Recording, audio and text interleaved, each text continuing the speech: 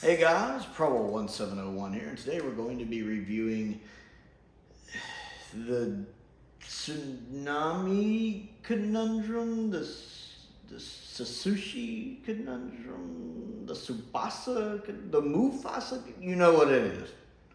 The one with the little adorable looking floaty thing that looks like Baby Yoda, except it eats everything.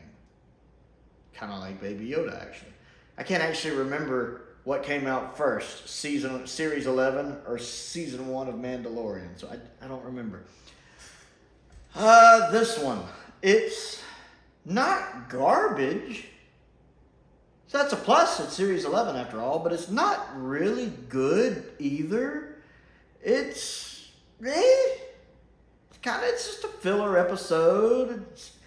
It's very long. It feels longer than it needs to be. It's a bit of a boring episode. It's very uninteresting. And the longer it went on, the more unhappy I got with it. But I still don't think it's flat out bad. It's watchable, but it's one of those you watch once a decade, maybe. Once every 6 or 7 years, maybe. Something like that. Things I like about it. I did enjoy the special effects on the exterior shots of the ship and the space station and all that. Those look really good. The interior of the ship design I really liked. It kind of reminded me of Star Wars, like original trilogy Star Wars, with the very white or light bluish walls. Had this kind of Star Wars feel to them. Some of the corridors kind of reminded me of the original Star Trek movies, the Constitution class ship corridors, where it had the kind of lines running down the walls. So some of the corridors look like a mesh between the Constitution class walls with the art style of the original trilogy. And I liked that. I thought that was really neat. I thought most of the guest cast were really good. The one playing the general was okay, but I thought everybody else was doing a really good job. I really liked the head doctor in charge, the guy, the one that got killed fairly early on. I liked him a lot. He was probably my favorite character in this, so it's a shame he died so early. The actor playing him just worked really well, and him and Whitaker had good chemistry. Him and 13 had this really fun chemistry where they were bouncing off each other, going back and forth, that I actually really enjoyed.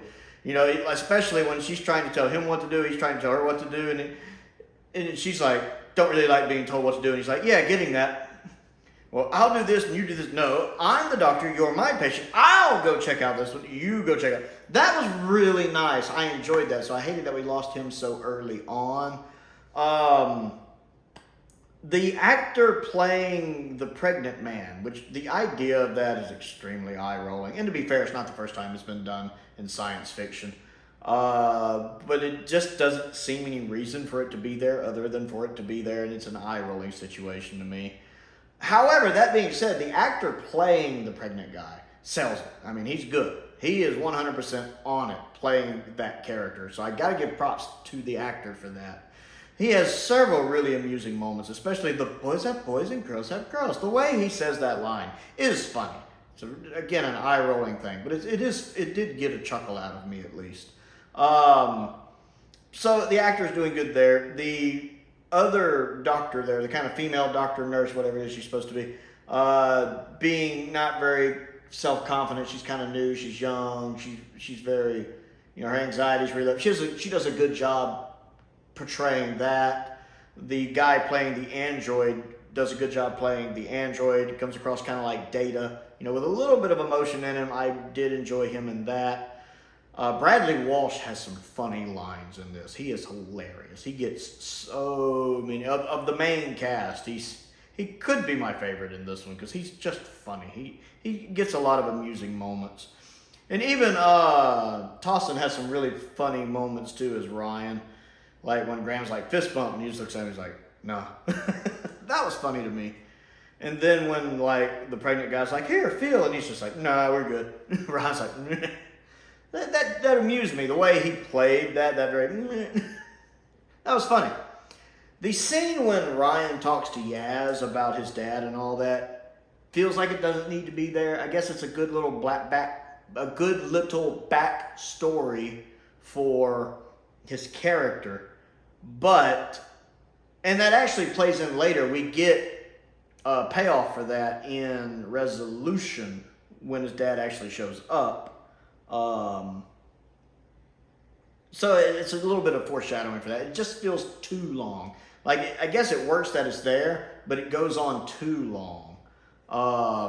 And I always felt like there was more in Series 11 between Ryan and Yaz than ever did the Doctor and Yaz. You can tell the whole Dr. Yaz Thasman thing was definitely a product of later, not here. I always felt like there was more in common between Ryan and Yaz, especially the fact they used to know each other from school anyway. And you kind of get a little bit of that here, whereas Yaz with the Doctor here, like, just sometimes Yaz is just like, really? To the stuff the Doctor's doing, which makes way more sense, because Yaz hasn't been written as the lovesick puppy yet. Oh, God, that was so forced. And the only reason they did that is because they saw people online shipping them, and Chibnall, of course, I guess he wanted that feather in his cap. He's like, you know, he wanted to be able to go to the LGBTQ community. Maybe I got that right. And be like, look what I did. You know what you did, Chibnall? Nothing. You did nothing. You baited them. That's all you did. You said, hey, we're going to do this, and then you didn't do anything with it. You did it at the 11th hour, and nothing happened. I actually like Yaz better here when she's questioning the stuff the Doctor is doing. It makes sense. Whittaker in this, I like that the Doctor is very self-confident here. Again, one of my biggest issues with Whittaker is when she's 37 steps behind. She never really feels like that here. She's taking charge of the situation, she's taking command of the room, and she's got everyone listening to her. That's good. I like the fact she's being the kind of self-confident, I can do this, I can fix this, I can solve this, I can save everybody. I like that. That's good. A couple problems with her Doctor. Once again, she nearly gets herself and her companions all killed at the beginning. This is the second time, and we're not even halfway through her first series here. This is the second time she's almost gotten herself and everyone else killed, and the only reason everybody didn't die was because someone just happened to show up and save them. That happened at the end of her very first episode when they appeared in space, just because they happened to get picked up by other spaceships right there and scooped up and saved at the last second at the beginning of Ghost Monument. Literally, the only reason they didn't die was because someone else happened to intervene. We also had that here. She finds that mine, it gets activated. They would be dead if just a ship didn't just happen to be passing by.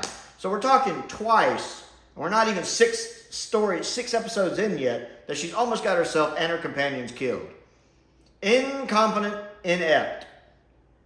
Terrible. Most other Doctors, that wouldn't have been the issue. That wouldn't have happened. Also, she is way too hyper. Like, my God, she is bouncing off walls. She's like a child in this episode. She's like a 5-year-old just bouncing off walls. She's talking so fast. I'm thinking, my God, stop. Take a breath. Take a breath. And then, you know, you're like, well, she's talking fast because everyone's about to die. But I'm like, she's talking too much about stuff. Like when she finds the antimatter thing and she gives the big speech about antimatter and how it works. If every second counts, why does she give a 5-minute speech about it? She's like, and then this works like this, and then this happens, and then the proteins form, and she gets a little too into this speech too. And then the proteins form, and I'm sitting here going, getting a little too excited about this speech here.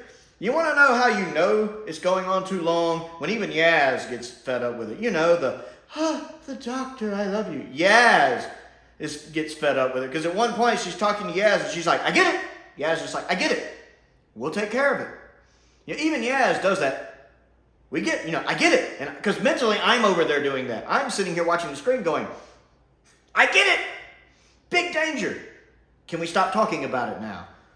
And the incidental music in this episode is garbage. It is terrible. Now, I've praised the guy who does the incidental music in this era. I've praised the last 2 stories I reviewed because I thought the music in Demons of the Punjab and Can You Hear Me was really good. Good incidental music. Terrible here. Generic, uninteresting. It did something nice with about 15 minutes left. I know because there was about 3 times I had to pause the story and go do something else and come back because it was boring. I had to take breaks in this, 1-part story, 1-episode story. I had to take breaks, and And I remember stopping at one point, and there was 15 minutes and 2 seconds left in the episode. And the music there actually was nice. It was kind of building on what was happening. Unfortunately, that music gets overused, because I remember when I saw it, my first thought was, the music's not bad here. My second thought was, oh my goodness, there's still 15 minutes to go? No! Yeah, the music's just generic, and it's repetitive, it's uninteresting. Sometimes I feel like I'm trying to hear what the characters are saying, and the music is interfering with that. Did not care for the incidental music in this one. Also, again, getting back to the Doctor being super hyper, I just wanted to grab her and start shoving Ritalin down her throat. Just, here, take some of this. You need more. Let me just put it down there. I just wanted to do that because she needed some Ritalin. Lots and lots and lots of Ritalin. I mean, she feels very, I've always been one of those people to say I never quite think she's doing a Tennant or Smith impression, but here she felt like Tennant and Smith because they're kind of hyper zany doctors, and maybe that's what they were going for here. And again, this is still early in her run, and we did get a couple of the, she was really bad about that in Series 11. I've got to use the Sonic. Oh, assume the pose. Yeah, we did get some of that in here. Yeah, I just wish she would calm down a little. And then there's the part where the Bating eats the screwdriver, and she's watching it eat stuff, and then she's trying to scan it. Instead of scanning it from a reasonable distance, because the Sonic can do that, she gets within like 3 inches of it and then gets surprised when it eats it. It ate my Sonic. No kidding. The thing that's running around eating all the stuff, you just watched it eat something, ate your Sonic when you got within 3 inches of it? Oh, man. Again, I do like how confident she is in this one, though. And she is, you can tell she's the smartest one in the room. She knows it, everyone else knows it. She carries that part of it well, at least. The T'Ping itself has an interesting design. I still wonder if that was the original design for it. Because again, it looks like it's going for a Baby Yoda thing. This little cutesy adorable, but it's just doing what it does. That's part of its natural life cycle. And then the bit where it eats the bomb at the end, it looks so contently full, which I will admit is a little funny. It's like, that'll keep it fed for a while, and the T'Ping's just like, I mean, don't get me wrong, I've had meals like that where afterwards I'm just like, so I get it. And so in a way that kind of worked for me, in a way it kind of didn't. But I'm always going to wonder if the T'Ping design was originally a little different. I mean, it's realized well, in the sense that the CGI looks good for it. I just don't know about that design. This episode is tonally all over the place. Like, it can't quite decide what it wants to be. Like, I couldn't tell you what kind of stories it is. It's not a horror story. It's not an action story. It's not a drama. I can't really fit a genre for this story. It's there. It's kind of like, it's forgettable. It's kind of like the New Who version of Terminus. Very forgettable. Not bad, just forgettable. Terminus is better, to be fair, than this. I don't hate it. I don't really like it a lot. It's watchable, but it's not really that good. It's still definitely not the worst of Series 11 or the Whittaker's era. It's better than some of the stuff in Flux. It has a few good points, a lot of bad points, and then it kind of suffers from an identity crisis because I don't really get what it's going for tonally. And I think that's basically it. I managed to make it through it with several breaks. It's just I've been watching so much of Scream, of Shulka. I kind of needed a break before I watched episode 6 of It, because it's gotten progressively just more interesting, more uninteresting. So I wanted to watch something else. I've been meaning to rewatch this one because I'd only watched this one once before, and my opinion of it then was kind of eh. So I figured I'd rewatch it, see what I thought, and my opinion is still eh. So the Tsubaru Conundrum. Have you seen it? What do you think of it? It's nothing to write home about, but it's not complete garbage either. It is watchable. I'd like to know your thoughts on it, so comment down below and let me know. Other things to do. Don't forget to click the like button and the subscribe button. That helps me out. My goal in 2023 is to reach 1,000 subscribers, and we are on our way to that. I think about 930 now, so working on that. And I certainly appreciate everyone's support over the past couple years with the channel. I also have a Patreon if you would like to support me that way. That does help me keep the bills paid, especially this year. I've been very grateful for that. I want to give a shout out to some of my top tier patrons, Stephen Crane, Colin Coney, and Finn Perkins. I appreciate their support, as I do the support of all of my patrons. My entry level tier is only $2 a month. I have updated the Amazon wish list lately. I added a couple of things that I had only seen once that I haven't seen in years, like Greatest Show in the Galaxy, The Invasion of Time, Image of the Findall, Silver Nemesis, because who knows when those are coming. I've added those to the list because I've only seen them once and it's been a while, so they deserve a rewatch and a fresh review. If anyone wants to see me review those. I've also got a P.O. box. If there's anything you would like to send me, that's down there as well.